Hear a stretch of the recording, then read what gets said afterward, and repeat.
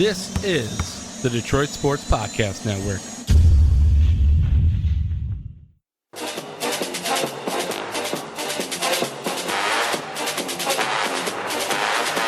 Stros, it's over. Hallelujah. We're done. Well, I guess we're not done. We still got to do this podcast, and we still got to do an off-season episode next week. But we have finished watching all of the games from the 2012 Detroit Lions season, and I couldn't be more happy. It just feels good. I don't think I have had this weight lifted off of my shoulders. I feel so free right now. I was thinking, and I don't think this is mostly a joke, but I seriously thought about this. I think we missed an opportunity for the title of this podcast. Right now it's the Practice Squad presents the Throwback, and I think it's fine. You know, it's a fine title. But as I was watching the Chicago Bears game, and I don't want to dive into the game just yet, as I was watching the Chicago Bears game, I realized this should be titled the How the Hell Did We Get Here Lions podcast. Because it's what I was thinking as I was watching the Lions game from 2012 when they were 4-11 going into the game. Like, I don't think anybody at the game was interested. I don't think the players were interested. And here we are rewatching it 8 years later. But safe to say, the only people taking in the Lions-Bears game that had any sort of interest were probably me and you, and that was just because we had to do this podcast. Otherwise, zero interest in this game. Well, the Falcons game did have the one storyline, of course, we're going to probably spend a lot of time on. The loss to the Falcons at home, 31-18, wrapped up the season with a 26-24 loss to Chicago. I'm going to let you know ahead of time, I don't have a ton to say about the Chicago game. I'd like to probably focus the majority of this episode on the Falcons game. I don't know about you. I had a hard time watching the Bears game and not thinking like season recap stuff. Like all my thoughts were going towards like, cause the season's coming to an end, the game doesn't matter for either team. And I'm just like kind of making observations that run season long. But into the Falcons game, this was the game where Calvin Johnson broke the receiving yardage record. We were both there. I don't even know where to start. I'm going to start with this. I remember this game very well. I remember going into Pizzapopolis before this game, which was always what we did before every Lions game, my dad and I, and then this year we had a third ticket. A friend was there with us. And we were expecting, because the season was over, that it wouldn't be, I mean, we knew it would be busy, but we didn't think it would be normal primetime busy. This was a Sunday night game, I believe. The Saturday night game. Saturday night game. Okay, I knew it was a week. Okay, that's probably part of why it was so busy. Yep. We got there, and we actually had to order the pizza 45 minutes before we got our seat, which is a thing they do sometimes during Lions games. Really cool. So cool, just really cool environment for a game that didn't matter. And I remembered that as I was watching this, the environment of this game is incredible. This is a 4-10 football team at this point. And you listen on the broadcast, and I gotta say, Stros, I think this carries through till this day. Lions fans show up, no matter what the situation is, for primetime games. Absolutely. And I think, look, they even show up when it's not a primetime game. I'm looking at the attendance number for that Chicago Bears game where, like you had just mentioned, that it didn't matter. They were at capacity for that. But when I say showed up, that's a little bit different. I mean, that's still impressive for that game and that season. But I mean, like, if you're listening on the broadcast and have no context. Oh, they were very vocal. That game sounded like it was huge. And it was 4-11. And I do think, like, the big storyline that Calvin Johnson has a chance to break the receiving record, obviously that played a role. But, like, let's not forget, Calvin Johnson caught 225 yards in this game. It's not like it was a foregone conclusion that he was going to break the record. In fact, I think it felt going in. I remember it felt in play, but there was this comfort of knowing as long as he doesn't get hurt, you still got the Bears at home next week. You certainly didn't expect it to happen on national TV on Saturday Night Football. I think you're right when you say that it felt like it was in play. Like, you knew, because the way that they had been targeting him and the fact that he was your only really viable receiver. I mean, Joy Bell was the number 2 in receptions in this game with 9. Yeah. But, I mean, you knew that there was a possibility of it taking place. It wasn't a foregone conclusion, though. Like, you showed up to this game like, hey, we might be able to see history, but there was absolutely zero guarantee that it was going to take place. And as you got closer to that third quarter, and as that third quarter started to kind of wind down, you're like, all right, cool. This might actually happen. And I think in that third quarter, that was when the fans started to chant his name. Yeah. So Calvin had, like, I want to say it was like a 30-40 yard reception. that put him, I want to say he put it with him in 3 yards and a whole quarter to go. You knew it was coming at some point. And yeah, like you said, dude, that gave me goosebumps listening back. Yeah, it was weird, man, because I remember being there and I remember being part of that chant, just like you probably were. I do too. And the thing is, I do too, but I don't know if it gave me I actually think I had more of a like physical reaction to it now, because, you know, now the career's wrapped up and we've talked about it before on this podcast. It can be hard to like truly remember how special Calvin Johnson was. God, and I feel like I can almost get corny here. Like, I'm a 27-year-old man, but like Calvin Johnson and his time in Detroit, like, there's something special about that in sports. Like, but as you get older, like you kind of lose some of those like special, euphoric, kid-like moments of sports. But sometimes they come back, and Calvin Johnson was one of those dudes. And in the moment, I was just enjoying it. But watching it back, I think this is the only time in Calvin's career that you got to have a fan base of, I imagine that this, if it wasn't standing room, it was at least capacity. You know, this is an opportunity for 65,000 Detroit Lions fans on primetime TV to like get to show appreciation for Calvin Johnson. And you hear all sorts of chants on TV. I thought this was as clear and as loud as you will ever hear. This sounded like at least 50,000 people in unison saying Calvin. You don't have the battling chants. Like, it was so perfectly understandable. And I don't know, that was really special to see that, because we didn't get many chances to do that with him. No, I think you're right. And it was special. I think the only time that maybe Ford Field might have rivaled it was the previous season in that Bears game, where it was absolute madness for the whole game, for basically 4 quarters, right? But that was like the whole game. There was nothing understandable. Like, it wasn't 65,000 people making noise. Yeah. This was 65,000 people chanting one name. Yes. And I gotta say this. The game was in play, so I understand, and I don't blame anybody for not doing this. I really wish they would have taken a timeout when he broke the record.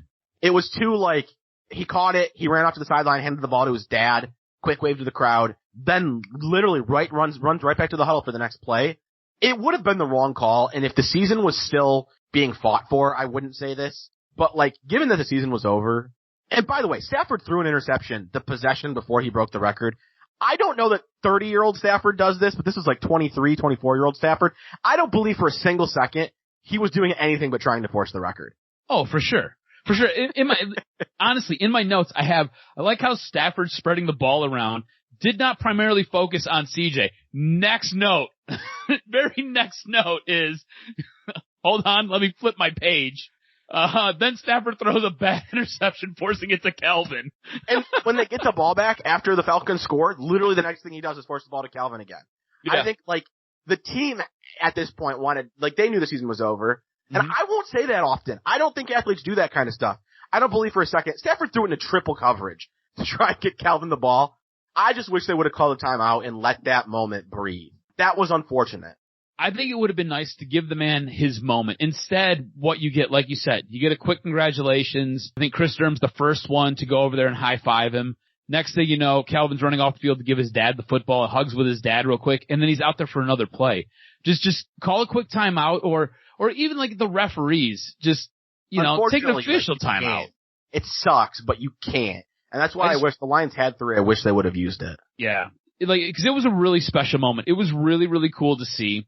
I thought it was nice, man. It was leading up to him breaking the record. You had Jerry Rice on the phone with Mike Tirico. Yeah, that was who cool. was doing the call. And it was really, really great to hear. Like, I don't know about you. Like, you're a little bit young.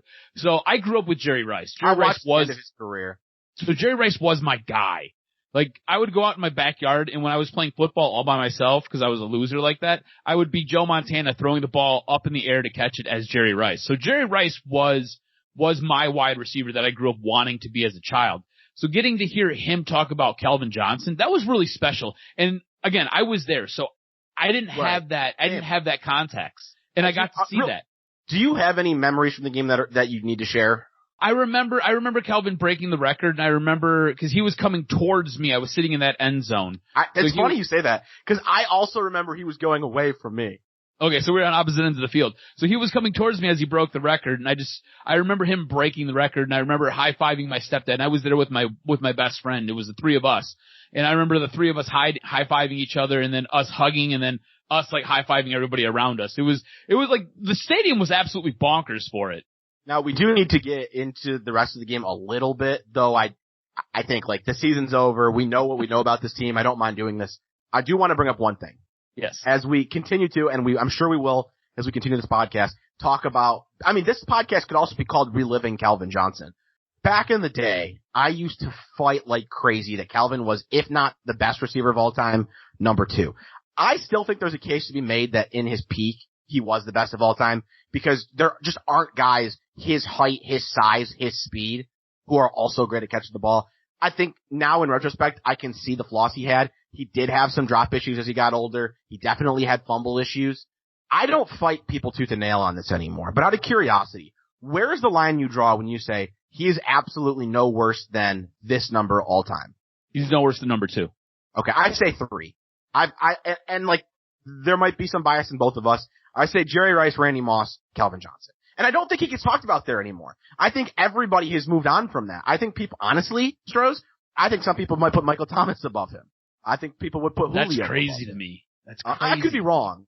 I do though. And in my mind, it's like, if you want to put Jerry Rice and Randy Moss there, cool. I will not listen to a discussion after rewatching this. I will not listen to a discussion for anybody else at this time over Calvin Johnson. Yeah, Randy Moss, like, it's weird because sometimes I forget how great Randy Moss was. And then I'll see a video and I'm like, man, he was so damn fast and he was so damn good. For me, it's Jerry Rice, Calvin Johnson, Randy Moss. Randy Moss is number 3 on my list. I would tell you too, people put Terrell Owens in the same discussion. Did you see that video with Terrell Owens? Yeah, he's still running with Tyreek Hill, like, bro. Yeah. This dude's got abs on abs on abs. At 46, I want to give him a helmet. I just want to go watch him do work. The guy is in incredible shape. He's a freak of nature. But getting into the game, I do have a note on Calvin. Holy crap, right out of the gate, Calvin just piling on yards. Like, yes. I don't know that I remember before rewatching this, the kind of game he had the day he broke the record. Like, his long reception was 49 yards, but I feel like he had 5 receptions of 30 yards. When you say that, because I was like, this is one of those games where I feel like he ended up with somehow he ended up with 110 yards. No, he had 225 yards, and it's right from Jump Street. Like, they come out of the gate, and he is just racking up yards. And I was like, I don't remember this at all. I do remember like a play or two of big yardage, but I couldn't believe how many he had. And this, I'm sorry, my notes might be a little bit all over the place here. Pre-game thought I had, like, first catch he gets, Roddy White hasn't retired yet? The reason Strohs is laughing is because it took about 3 minutes for Roddy White to have like 100 yards and 2 touchdowns. Yes. Like, I'm not kidding. I think he had 2 touchdowns by the like 3 minutes into the second quarter, and he had 150 yards on the day. He had to be close to retiring, but boy did he eat. Dude, him and Julio Jones killed this secondary. It was like they brought their forks and they brought their knives and they just, like you said, ate all damn day. And I think it was like 5 minutes in, Roddy White had 2 scores, and they were both like long touchdowns. They weren't short ones. His second one was 39 yards. That was one big thing is, like, they didn't want short yardage. They were throwing the ball deep over and over and over again. And I wrote down, it was really hard to stay focused on this game because you knew the Lions season was over. You knew what this team was. Then, like, this team was very predictable week to week. They had 2 fumbles early on. We're down 18 almost instantly. It just felt like the game was over. Second half comes around. Defensive line starts getting a lot of pressure. And the Falcons don't give up on the deep ball game, but Matt Ryan is now throwing deep balls off his back foot. He's throwing deep balls over defensive linemen. And the Lions get back in the game on the back of the defensive line. No, you're right. And it was, so like watching this game and watching it unfold from the defense's perspective, I felt like early on, they tried to pound you with Michael Turner, which then left everything wide open on the sides. And guys like Julio Jones and Roddy White just took complete advantage. And then you're right. Second half, Lions seem to kind of get back into this after they're down a bunch, but it's too little too late. And I don't feel like Detroit ever really got its footing. And they weren't helped out by this guy who gets who we crush every single week and how he still has a job week 17. They weren't helped out by guys like Stephon Logan. He doesn't have a job week 17. No, week 17 he does not. Week 16 week 16 he does though. And I just he was so frustrating to me in this game. Well, I did need to get to him. I was going to wait a little bit, but 2 moments in this. The man calls an accidental fair catch on the first one. Bro. I'm not sure I've ever seen anybody else accidentally call a fair catch. He catches the ball, starts running, officials blow the whistle, and he's trying to argue with the officials that he didn't call for a fair catch. But then, I remember seeing this play on social media. I remember hearing about this play. I know that we had already left. Stephon Logan takes a knee at the 4-yard line on a safety punt. I couldn't be angry. I was uncomfortable. This was like, dude, I don't know how you felt, but this was so uncomfortable to watch an NFL athlete. Like, this is a top 5, top 10 all-time lapse in judgment. Like, this isn't, like, you've seen guys before even get safeties on kickoffs. In fact, I think the Lions got the benefit of one where they got the ball from outside of the end zone and took a knee in it. But at least in that in that lapse in judgment, you can see where their thought process was. Stephon Logan kneeled at the 4. I refuse to see any thought process. Dude, he was so checked out. There came a point, I think probably 5 or 6 games ago where he was just like, whatever. As long as I don't get hurt, I don't care. It's a safety. It's a free punt. You get the ball at the 4-yard line. Like, how do you not know where you're at? Like, he didn't even try to advance it. Like, everybody goes into formation to start to block for him, and the next thing you know, the whistles are blowing, and he's down at the 4-yard line. I was so pissed off. I was like, come on, man. Like, watching this game back, there was no chance they were going to come back and win this game, right? No, it was over at that point. You didn't even give him a shot. You didn't even give him a chance. I do gotta say, this is the last time we'll ever talk about Stephon Logan outside of the postseason episode, maybe. Or not the postseason, the off-season episode. But do you know how done with you a team needs to be to cut you as a punt returner in week 17 while 4-11? Like, I'm telling you, that's not something you're gonna see very often.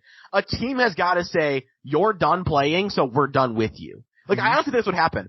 I think Martin Mayhew at this time / Jim Schwartz, I'm sure it was a combined decision. I think they went, look, this man's checked out. He's called it quits on the season. There's no reason for him to be on this roster. Cause man, you don't cut dudes in week 16 when you're 4-11. And like, again, a punt returner. It's not like he's a quarterback, a running back, a receiver. Like, you're not looking for a better wide receiver, which they could have used. You're moving on from a freaking punt returner. Yep. I mean, and we'll talk about it when we get to the Bears game, but they put Joique Bell in as his replacement. I mean, there's nothing that screams speed about Joique Bell. He was more of a bruising running back, and you're gonna have that guy as your kickoff return man. Okay, cool. That's how done they were with Stephon Logan. This is something I did notice, right? So one thing I did forget, I forgot that Dave Bing was the mayor of Detroit. Mention that. Living there for pretty much my entire life, I totally forgot that Dave Bing was the mayor. I thought that was kind of funny. But the helmet-to-helmet rule. Yeah, that was so funny. That was so funny that they had to clarify that a helmet-to-helmet rule was allowed because somebody was a runner. Yeah. So, like, you're allowed, like, at this point, you are allowed to use your head to drive Not forward. Just use your head. But aim for somebody else's head if they're a runner. Right. It's so different looking through it through the 2012 lens instead of the 2020 lens, because everything that's come about with CTE in 2012, this wasn't even a thing yet. This wasn't even a thought.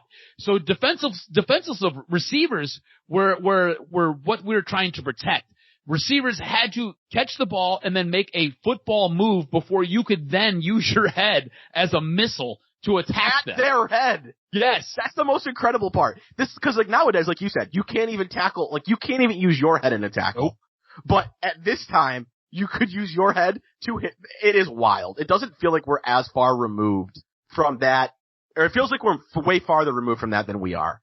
I had noticed that as well. I didn't write it down. The only last note I have about this game, this Falcons team, I believe they finished 14-2. I know they were 13-2 after this one. The number 1 seed in the NFC. Story of the freaking season.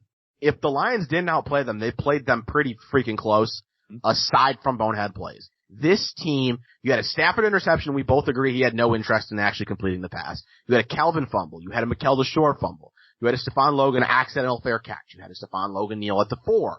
And this game came down to the wire. And the Lions tried to hand it away.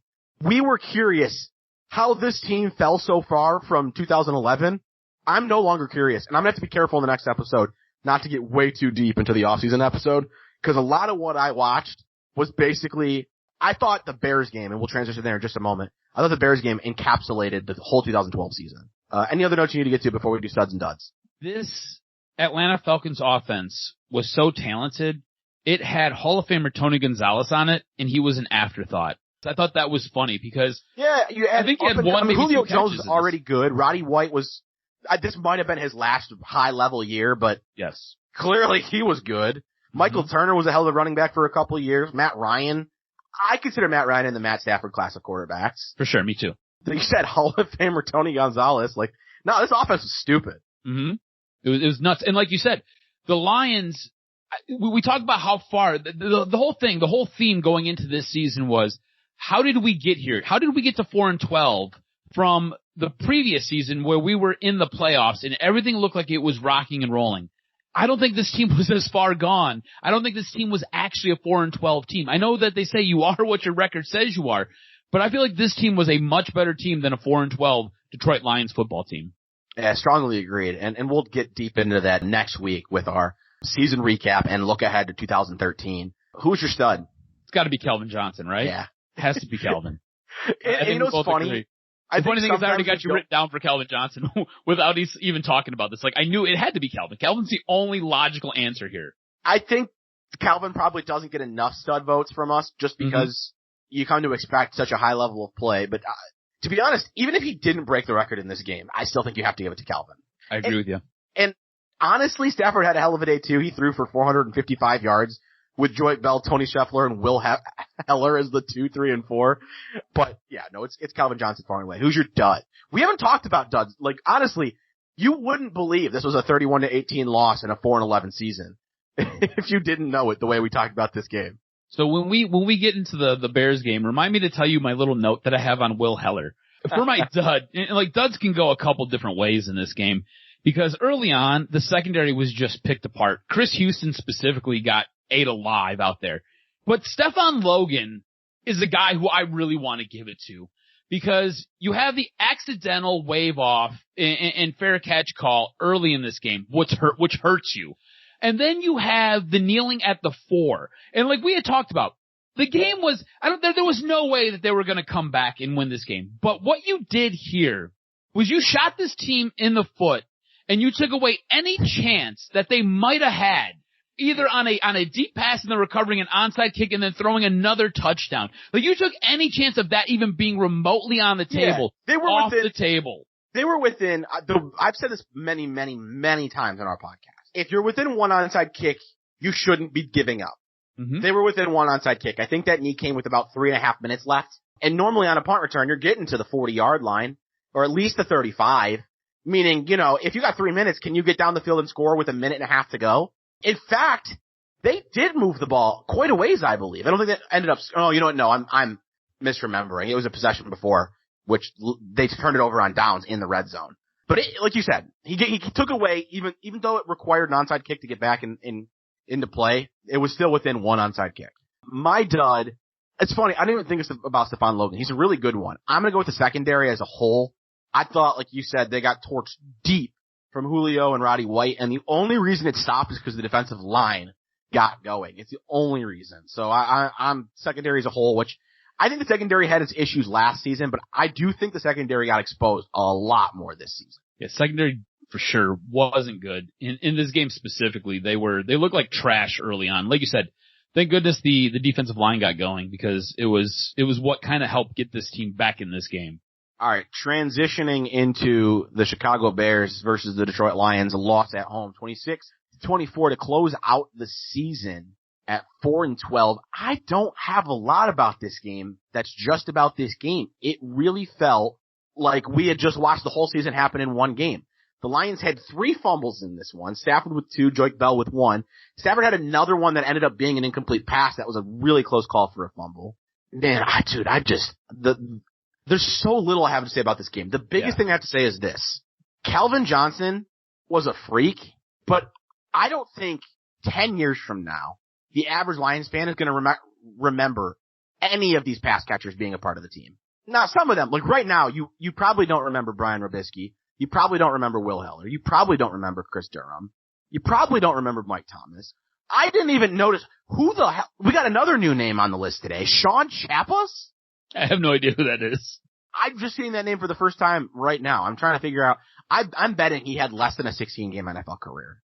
I'm looking right now. I'm pulling his stats up. He was a running back. I don't even remember him making a catch in this game. He played 6 games in his career and had 2 receptions. This was one of them. I mean, and the names that, I mean, maybe 10 years isn't fair, but there will come a time when Lions fans don't remember Tony Scheffler. Yeah, there will come a time. So, and maybe that's not fair because he was part of that 2011 team. I don't know. But it's just like, Brian Robisky had a touchdown. Again, if you asked me what sport Brian Robisky played 5 weeks ago, I would have told you hockey. Will Heller had a touchdown. Chris Durham had a touchdown.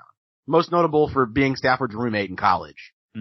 Which, by the way, then playing in the Italian Football League, which I didn't even know was a thing until you mentioned that. I don't think most people know that, but if they listen to this podcast, they know now. I didn't even know there was an Italian Football League. I didn't either. Where was I going to go with this? Oh, I actually happened to see the other. Chris Durham was like a decent round draft pick. I don't know if it was like a 3rd or 4th, but like it wasn't terribly late by the Seattle Seahawks. Random note, but that's basically how much this game matters. I love how you know everything there is to know about Chris Durham. And yeah, he was a 4th round pick by Seattle. Who the hell knows this stuff? Like, did you read Chris Durham's Wikipedia page? No. Well, like, come on, bro. The Italian Football League thing was an article somebody did. I think it might have been ESPN years ago. I learned this week when Jamal Adams was traded to the Seahawks because I was looking at their draft picks and I was like, oh shit, that's Chris Durham. I mean, not important, but something I happened to scroll back through when I was looking at their draft picks. Dude, all my notes, like, I'm cautious of how much I should share because we're going to get into the next. Well, here's the thing. I want you to save a lot of it for next week's episode. I will agree with you. There was not a whole lot to take out of this game. Honestly, I have about 5 or 6 notes, and none of them really are anything specific about this game. They're just things. I did write wide receiver poop. That was my whole note. So, like, you might crucify me on this, okay? And this is something I think we can maybe talk about. At this stage in Matt Stafford's career, and watching this game unfold, I found myself wishing that he celebrated more with his teammates. And look, I know it's nothing. I know it means absolutely nothing. I hate you so much. It's cool, man. Look, I know it means just absolutely nothing. Shut up. Like, listen, I know it means absolutely nothing. I wish he celebrated more. No, do you know what it would have sounded like if Matt Stafford was celebrating after a 4-12 season? No, like, I get it. Like, I know it means absolutely nothing. But this is something that I think he ends up doing later on in his career because now every time he throws a touchdown to a guy, he's up there celebrating with him. When he threw that pass to Calvin Johnson the week prior, you don't see him run up and congratulate Calvin Johnson. And I think he does. If I remember correctly. Sideline. If I remember correctly, he did after he threw the pass. But they don't show it. And it's just, there are little things like that I'm just kind of like, that might go a long way in that locker room. I don't know, man. I'm trying to figure out what the hell happened in this season, right? And I found myself wishing that. Also, my note on Will Heller. When Will Heller catches the pass and he rumbles for his touchdown, because that's what he did. He rumbled for his touchdown.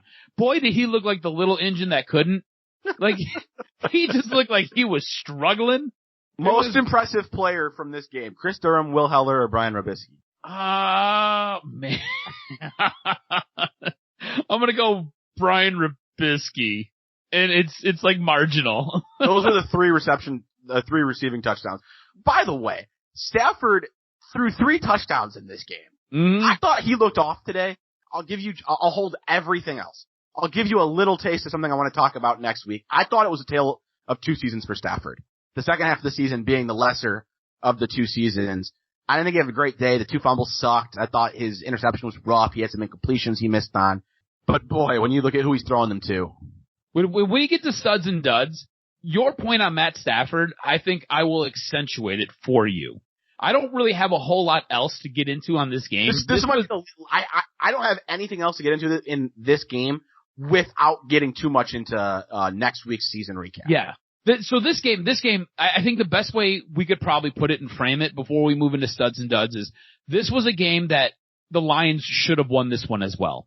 This is another one of those games where we look back on it, and I don't feel like the Lions should have lost this game. Hold on, I want to stop you there just a little bit. I don't necessarily disagree, but I think there's been a different this is a game where the Lions, they had 3 fumbles again, which that's one of my notes that we'll get into next week. All the freaking ball control was an issue for sure, or ball security was an issue. But there were games where I thought they were far and away the superior team, and they lost. And I didn't necessarily feel that in this one. Oh, really? I thought they were the better team, but not I don't know. It didn't feel like it was on remotely the same playing field as some of them. There were some games where you're just like, how did they blow this? How was this a loss? And I didn't feel that about this one. Maybe it's because the season was over and I just couldn't find myself invested.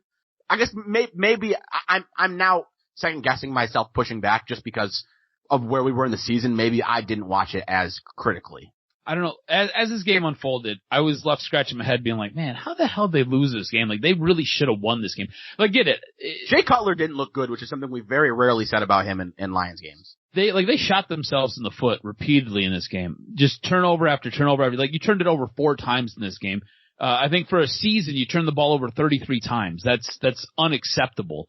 But even all that being said, I felt like Detroit should have won this game, and they only lost by 2.